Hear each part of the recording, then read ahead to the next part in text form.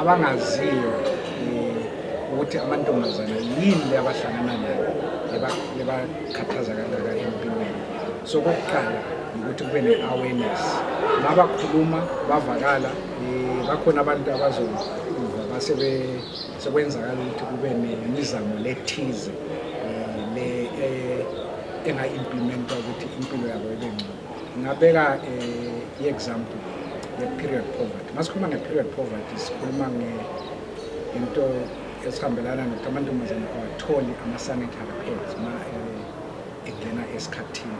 Zikhona into ezithize ezingenziwa ukuthi amantombazane akhone ukuthi awathole lama-sanitary towels. Ngakhumbula amakhondomu, bekude amakhondomu aphiwa mahhala, bekude amakhondomu la achiphile, kodwa ngokuya abantu bezwisisa inkinga esinazo ngokhondomu